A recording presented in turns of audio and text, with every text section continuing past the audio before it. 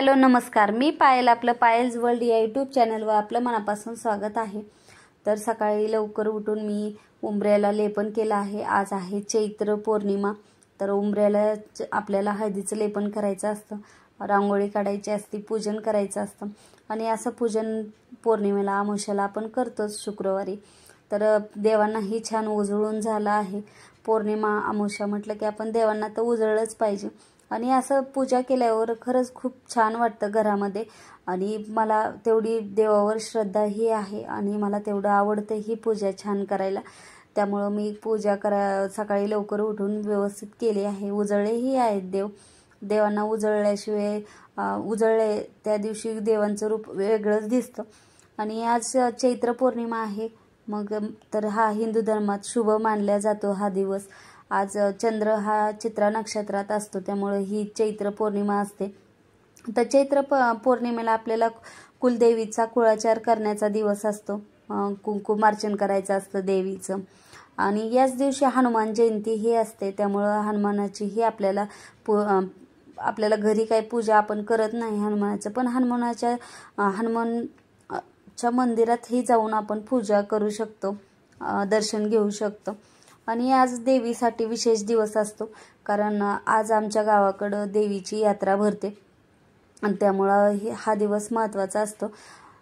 तर येथे मी तुम्हाला चैत्रांगण रांगोळी दाखवते। चैत्र महिन्यात ही चैत्रांगण रांगोळी काढली जाते आणि ह्या रांगोळीला विशेष महत्त्व असतं। कुठे चैत्र गौरीही बसतात, आमच्या इकडे चैत्र गौरी काही बसत नाहीत, पण चैत्रांगण रांगोळी आम्ही दारात काढतो। आणि चैत्र महिना चालू झाल्यापासूनच हे काढतं, पण कधी कधी काढणं होत नाही, तर पौर्णिमेला तर आवर्जून काढायचं आणि याच्यात खूप शुभचिन्ह असतात। तर आपण दारात काढल्यानंतर खूप पॉझिटिव्ह वाटतं।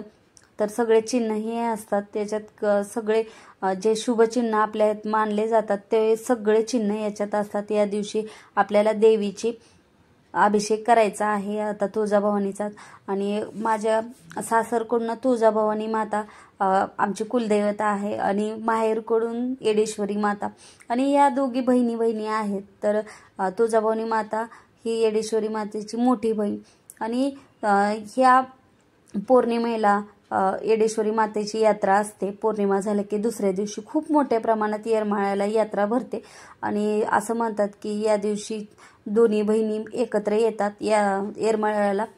तर असं म्हणतात, कारण आमची आजी सांगायची आणि आम्ही लहानपणापासून येरमाळा यात्रा करतो।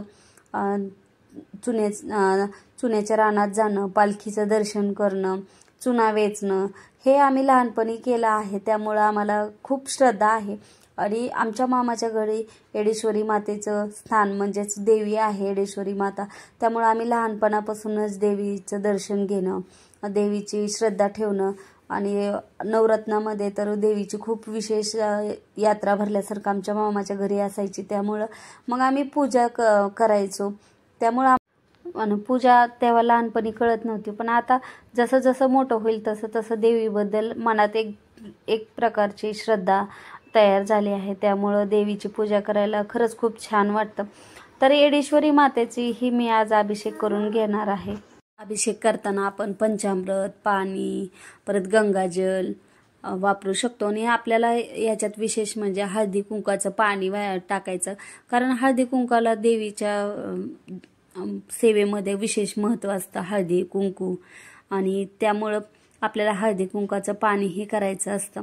आणि आज महालक्ष्मी देवीच्याही पूजा करायची असते आपल्याला, श्रीयंत्रावरही आपल्याला अभिषेक करायचा असतो, त्याच्यावर कुंकुमार्चन करायचं असतं। आता मी येडेश्वरी मातेचेही कुंकुमार्चन करून घेणार आहे आणि तुळजाभवानीचेही। तर आता पाण्याने अभिषेक घातला आहे। तर या देवीच्या सेवा केल्यावर खरंच घरात खूप शांती भेटते। सगळंच काही धनाने होत नाही, पण शांती ही तेवढीच, समाधान महत्त्वाचं आहे, सुख तेवढंच महत्त्वाचं आहे। आणि आता श्रीयंत्रावर मी अभिषेक घालणार आहे। तर घरात सुख, समृद्धी, आनंद ह्या गोष्टी महत्त्वाच्या आहे, आरोग्य तेवढंच महत्त्वाचं आहे। त्यासाठी आपल्याला ह्या सेवा केल्यावर फळ मिळतंच आणि आपण श्रद्धेने तेवढं केलं पाहिजे. जर आपण श्रद्धेने करत असू तर कुठली सेवा आपली अपूर्ण राहत नाही, त्याचं फळ आपल्याला मिळतं.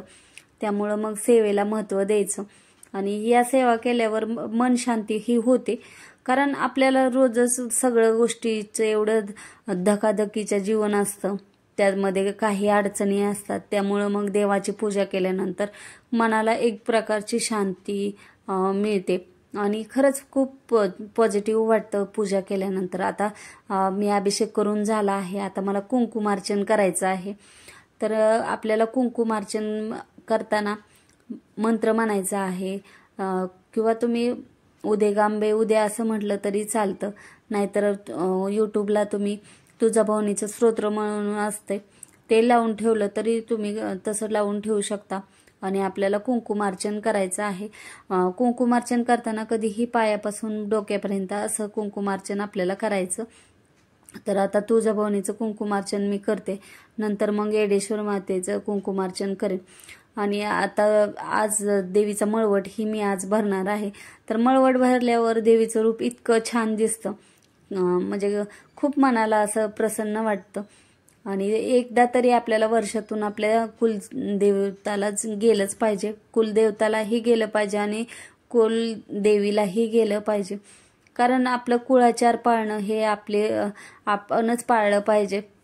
कारण पूर्वीपासून ज्या गोष्टी आल्यात ते आपल्याला पुढे आपल्या पुढच्या पिढीला सांगितलंच पाहिजे. आता सगळेच श्रद्धाळू असतात असं काही नाही, कोण श्रद्धाळू असतं तर कोणी नसतं. तर जेवढं आपल्याला जमतं तेवढं तर करायचं श्रद्धेने, आणि जेवढं तुम्ही श्रद्धेने कराल तेवढं फळ मिळतंच. आपण कधीच असं विचार नाही करायचा की आपण एवढे सेवा करतो तर आपल्याला याचं फळ मिळणार नाही. उशिरा मिळेल पण मिळेलच. आणि याच्यामध्ये कुंकुमार्चन करताना आपल्याला अशा 2 बोटांनी कुंकुमार्चन करायचं असतं. तर हे तुम्हाला मी आता दाखवत होते. आणि कुंकुमार्चन केल्यानंतर हे कुंकू आहे ते आपण नंतर कुंकुमार्चन करतानाही वापरू शकतो. आणि एखादं महत्त्वाचं आपलं काम असेल, कुठे जायचं असेल तर हे कुंकू लावून जायचं. आपली सगळी अडलेली कामं पूर्ण होतात. जे आपल्याला वाटतं की हे आपलं काम होणार नाही तेही कामं होतात. आणि हे प्रत्येक वेळेस हेच कुंकू आपण वापरलं तर याच्यामध्ये एक प्रकारचे शक्ती जास्त प्रमाणात प्रभावित होतं हे कुंकू. त्यामुळं हे कुंकू लावून जायचं आपण कुठल्याही कामाला. आता मळवट भरूनही झालंय, देवीचं रूप इतकं छान दिसायला लागलं आहे. तर असं मळवट मी कमीच भरते, असं काही असेल तेव्हाच भरते, पण आता इथून पुढे मी नक्की भरेल. खरंच रूप इतकं छान दिसतं देवीचं. आणि इथं आता कुंचम ही माझा भरून झाला आहे आणि आज पौर्णिमा असल्यामुळे. आणि इथं मी तुम्हाला दाखवते की आता चैत्रंगण रांगोळी मी कशी काढते. तर पहिल्यांदा मी रंग भरून घेतलाय खाली आणि नंतर मग ही साच्या ठेवायचा. साच्यामुळे आपली कामं खरंच खूप सोपी होतात. कारण एवढे सगळे चिन्ह काढायचे काही सोपे नाहीये आणि खूप उशीर होतो, वेळ जास्त लागतो. त्यामुळं असे साच्या आणल्या की बरे पडतात. तर आता हा साचा मी आणला आहे. तर आपल्याला हे पूर्ण महिनाभर काढायचं असतं, पण आता कधी कधी होत नाही. तर किमान आपण पौर्णिमेला तर काढू शकतो. तर आता पौर्णिमा होतो त्यामुळं मी काढलाय आहे आणि आपल्याला याची पूजाही करून घ्यायची आहे. तर कसा वाटला व्हिडिओ नक्की कमेंट करून सांगा. आवडला तर लाईक करा, शेअर करा, सबस्क्राईब करा. भेटूया नवीन दिवशी नवीन व्हिडिओमध्ये.